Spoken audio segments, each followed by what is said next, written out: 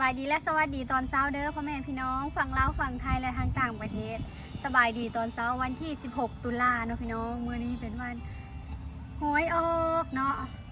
มาลุ้นนำกันว่าไผเนาะเป็นผู้โชคดีเป็นเศรษฐีคนใหม่งวดนี้ซึ่งสาวสุกนันกายังขายเรื่อยๆเด้อพี่น้องทาง Facebook สาวสุกเซโนเนาะแต่ไหนก็ฝากไปอุดหนุนแม่ค้าตัวน้อยๆในเด้อตอนนี้ก็ยังขายบ่ทันเบิดเลยพี่น้อง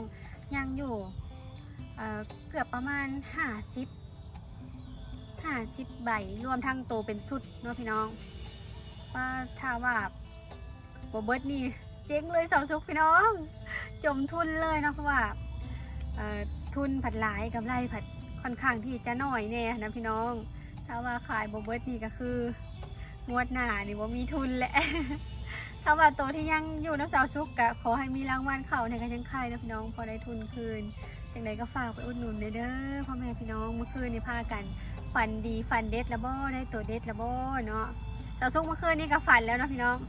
โมโหฝันดีบ่หรือว่าจังใด ฝันว่าไปเล่นฝั่งไทยอีกแล้วเมื่อคืนนี่พี่น้องน้าผัดในความฝันนะคือวูบไปอีกช็อตหนึ่งก็คือไปจิ้มเอาเห็ดปวกพี่น้องเห็ดปวกมากหลายๆว่าซันกำลังจุ่มๆปลิบปะโลกำลังแบบออกดอกจุ่มๆคนไปน้ำกันนะพี่น้องเป็น10มาญาติกันเก็บโอ้ยสาวซุกกับบ่มีไม้บ่มีมีดนะพี่น้องได้เอาไม้มาจิ้มก็ยังได้กรอบหนึ่งดีใจขนาดม่วนแห้งไปเก็บเห็ดปวกนะพี่น้องสาวซุกเสียงก็ยังแปลกๆเนาะพี่น้องเพราะว่าอากาศเปลี่ยนแปลงดูบ่ค่อยสบายพี่น้องเลยคือเมื่อคืนนี้แหละเนาะพายุเข้าแห้งแท้แห้งว่ะพี่น้องเมื่อคืนนี่พายุแบบว่ามาบาดเดียวนะพี่น้องไม่ได้แจ้งเตือนอย่างเพราะว่าปกติเพิ่นสิมาตอนประมาณ4-5 โมงแรงเนาะอันนี้เพิ่นมาเกือบ2 ทุ่มตกโจกมาเม็ดบ้าใหญ่น้ำล้นกระพุยเลยกระพุย100 ลิตรนะพี่น้องแบบล้นแป๊บเดียวตกมาจนหลังคาเฮือนครัวเฮานะหัวเปียกหากระคุต่งบ่ทันบ่อนที่ว่าเพิ่นบ่เข้าร้องกันนะพี่น้องหน่อยหนึ่งที่เบาอ้ายเพิ่นมุงแถวเฮือนครัวน่ะมันยบลงเลยน้ำหัวมากหลายๆโอ้เมื่อกี้นี้มีโตกาเลยพี่น้องบินไก่สาวซุกไปมื้อนี้ก็เลยว่าฟ้าวขึ้นมาเลาะเบิ่งพี่น้องเพราะว่าเมื่อคืนนี้ลมกระโชกแรงเนาะอาจสิเฮ็ดให้ต้นข้าวเฮาล้มได้เพราะว่าข้าวเฮาจุดใหญ่ที่ว่าเพิ่นงามๆนะพี่น้องเพิ่นสูงท่วมหัวเฮาเลยเด้สาวซุกแท็กเบิ่งมือนะอยู่หั่นน่ะสูงท่วมหัวเลยมือเอางัวไปเล็มหญ้าเนาะส่วนแถวบริเวณที่ว่าเพิ่นบ่ค่อยอยู่น้ำนี่เพิ่นก็สิต่ำๆแน่แถวนี้เนาะซึ่งพันธุ์ข้าวดำเฮานี่ก็เป็นพันธุ์ข้าวที่ผู้ใหญ่ใจดีทางฝั่งไทยเพิ่นฝากมาให้ปลูกเอาแนวเนาะพี่น้องแต่ว่ายังบ่ทันออกห่วงเนาะพี่น้องข้าวน่าจะเป็นข้าวงันแน่จักหน่อยเนาะก่อนจะไปเบิ่งข้าวล้มเนาะพี่น้องชาวซุกกะสิพามาเบิ่งข้าวหน้ายอดเฮาก่อนตอนนี้ข้าวหน้ายอดเฮาหลายให้กะกำลังออกมากเด้อพี่น้องข้าว1,011ตัวนี้พี่น้องใบดกขนาดเลยถ้าเบิ่งมากข้าวเพิ่นออกเบิดเนาะแล้วสิดกช่ำใบข้าวอยู่อันนี้ข้าว1,011เริ่มก้มแล้วจุดนี้ถือว่างามเด้อพี่น้องข้าวหน้ายอดเฮาเนาะบางจุดนี้ที่ว่าอยู่แถวแจ๋ๆแบบนี้ค่ะงามหลายจุดขึ้นไปเทิงโหมีจุดงามหลายอยู่แบบนี้นะไปบ้านนี้สาวซุกสิพาพี่น้องพี่ไปเบิ่งเข้าจุดที่เพิ่นล้มหน้าดำเนาะพี่น้องเอ้าแนมไปคือว่าเห็นอันเข้าอันเริ่มออกห่วงแล้วได้พี่น้องเลี้ยวไปบ้านนี้นะเห็นเข้าออกแล้วพี่น้องทางกลางโหซุกกับบได้สังเกตว่างันจุดกลางเลยเมื่อกี้นี่เข้าเริ่มออกแล้วเด้อพี่น้องนั่นแต่ปัญหาที่เฮาห่วงอยู่ตอนนี้ก็คือยันมีพายุมาอีกค่ะเลยพี่น้องไปเบิ่งจุดเข่าที่ว่าล้มกันอยู่หม่องนั้นที่สาวซุกเคยแท้ค่ะนะพี่น้องล้มแบบ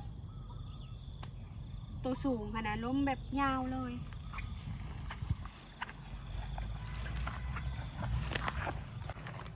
พี่น้องเนมลงมาม่องนี่จ้ะกำลังทยอยออกเลยนี่เด้ออกห่วงแล้วสาวซุกย่านเป็นนกมากระทืบเพื่อนนะ นี่ออกห่วงแล้วพี่น้อง ถ้าว่าลมพายุมาช่วงที่ว่าเข้าออกห่วงนี่เกสรเพิ่นสิบ่ล่นบ่เนาะพี่น้องเกสรสิบ่ร่วงเบิดบ่เนาะอันนี้ออกแล้วทยอยออกแล้วจุดที่ว่าต้นข้าวสูงๆนะเริ่มออกแล้วเนาะจุดที่ว่าข้าวต่ำค่ะยังบ่ทันออก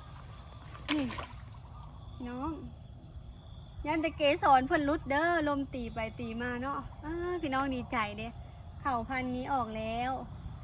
อยากเบิ่งห่วงเพิ่นเถอะนะพี่น้องสีห่วงใหญ่บ่เนาะ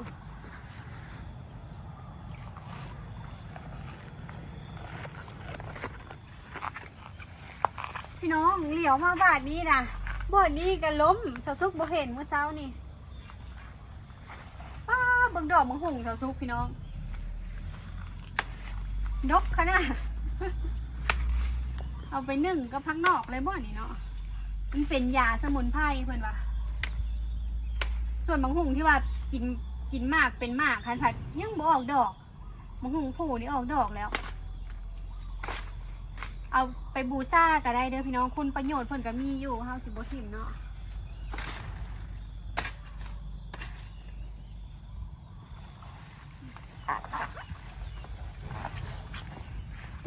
พี่น้องเขาเฮาหวังนี่ก็สูงแห้งคือกันได้ใกล้ๆเถียงเฮาเลยตัวนี้เพิ่นล้มลงดีจะบ่ล้มหลายเนาะแต่ว่ารอบหน้านี่คันมีพายุมาอีกสะซุกยันมันล้มเป็นหมู่กันฮะนะแถวนั้นบ่ล้มเนาะแถวนั้นเนาะเพราะว่ามันบ่สูงปานใดแถวนี้แหละสูงนะพี่น้องโอ้ล้มลงเลย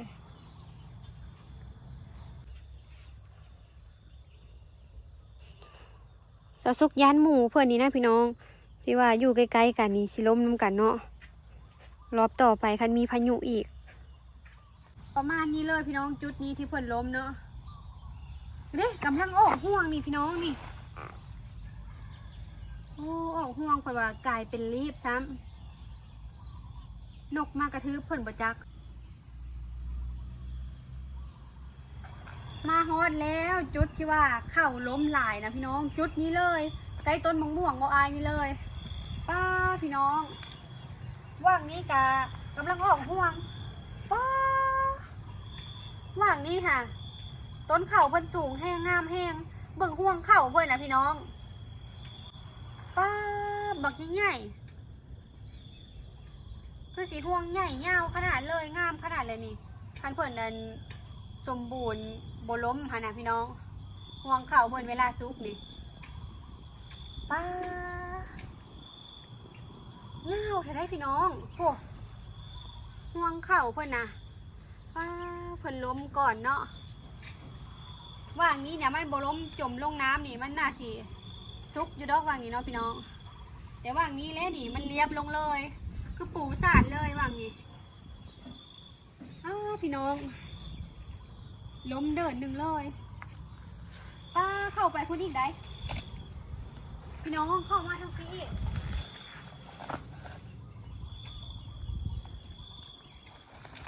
โอ้ล้มเข้าไปข้างในพูดอีกผลกำลังออกห่วงเนาะผันว่าล้ม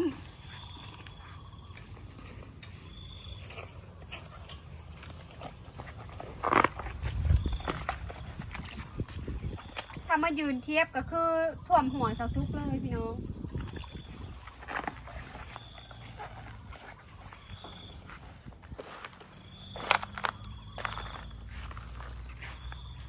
ส่วนไห่นี้ยังบ่ทันได้ออกพี่น้องไห่นี้มากออกไห่นี้จุดที่ว่างามๆนี่ออกก่อนหมู่หมักเข่าเนาะโอ้ห่วงเพิ่นนะความมันใหญ่ป้าคืบกัวบ่ได้พี่น้องแทบเบิ่งยาวป้าถ้าว่าเพิ่นเป็นมากนี่เขาได้เข่าดีได้นี่ห่วงเพิ่นใหญ่ค่ะคือสิได้น้ำหนักดีห่วงใหญ่ห่วงยาวเลย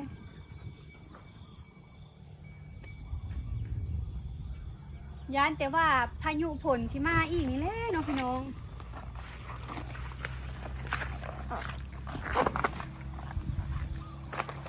ย้านพายุฝนมาอีกลูกต่อไปนี่มันสีล้มอีกคือเสาทุกว่าให้แหละ อย่ามันล้มลงเป็นหมู่กันเลยพี่น้องจากไหนก็ขอให้เพิ่นอย่าล้มอีกทนให้ล้มน้อยๆซ้ำนี้ซะเนาะพอเฮาได้เหลือแนวเนี่ยพอได้กินข้าวใหม่ข้าวแซ่บเนาะกำลังทยอยออกห่วงเลยกำลังแบบกลมๆก็มีนี่เลยพี่น้องนี่กำลังสิออกห่วงบ้าใหญ่เนาะไหนก็ขอให้เพิ่นอย่าล้มหลายเด้อพี่น้องเหลือให้เฮาหน่อยเด้อเนาะพอได้เกี่ยวถ้าว่าบ่มีพายุฝนช่วงนี้นะข้าวนี่ค่ะบ่ล้มซำได้ค่ะพี่น้อง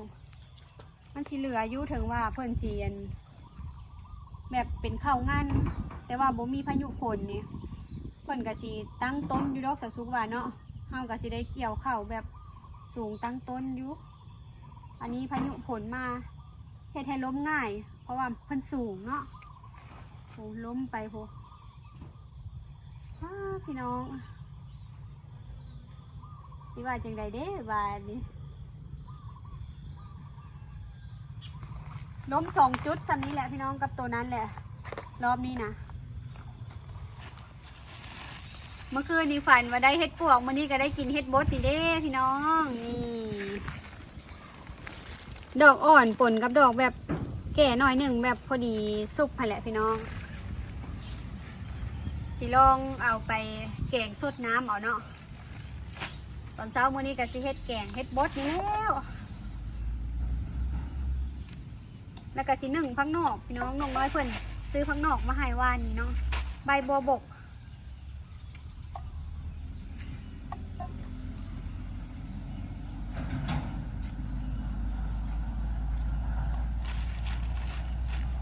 อันนี้ก็ซื้อมาน้ำเสาเตี่ยเลยเนาะ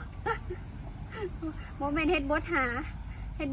นะมันบอลได้หลายเคยเห็นอยู่หัวตามมันให้หน้าเฮานะมีอยู่2-3 ดอกจังเลยเนาะหัวที่เฮาวันพังใหม่เขาเจ้าว่าเฮ็ดบดมักออกหักยังบ่ออกดอกปีนี้เพราะว่าไม้เพิ่นยังบ่ทันดอกรอเบิ่งปีหน้าไม้เพิ่นดอกเนาะเพิ่นจะสิเป็น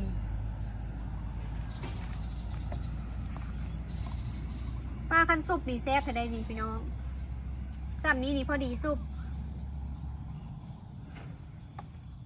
กับประมาณนี้เลยนะพี่น้องฟ้าฝนบ้านเสาซุกส่วงนี้นะยังมาทุกวันเลยพายุยังบ่ทันเบิดคือมื้อนี้เพิ่นว่าจะมีผลประมาณ 35%มาลุ้นกันตอนแรงว่าสิมาหน่อยแท้บ่มื้อแรงนี่ฝนดึกดิกสมุนเฮามักกัดกันขนาดบ้านพี่น้องFCฝนกระตกคือกันอยู่บ่พี่น้องช่วงนี้นะลมหนาวก็คือสิมาอยู่ได้แต่ฝนก็ยังบ่ทันได้เบิด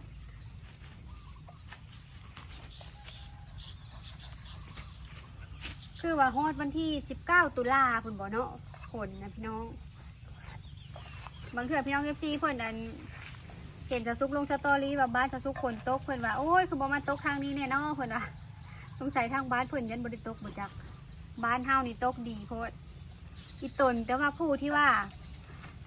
เข้าซุกช่วงนี้ค่ะนะพี่น้องเสาซุกเห็นเขาเจ้ากำลังเกี่ยวอยู่จ่ายไปตามถนนหนทางเนาะกับหน้าเสาเตี่ยถามเพิ่นเมื่อวานนี้เพิ่นว่ากำลังเกี่ยวพี่น้องเข้ามาซุกเต็มทงแล้วเมื่อวานนี่กับคนเข้าเพิ่นว่าโอ้โหว่าคนแล้วบอกเมื่อวานนี่พ่อเพิ่นแม่เพิ่นอ้ายเพิ่นเอ้ยพายพากันออกไปคนเข้าเนาะถ้าคนโบแล้วปกโบจับดีนี่ป้อเมื่อคืนนี่ฝนสาดใช่ไหมคะไผที่ว่าเข้าซุกช่วงนี้กุ้มใจเลยแหละพี่น้องเลยฝนมาทุกมื้อเกี่ยวปะโบได้เด้อต้องได้เกี่ยวแล้วฮุบเลย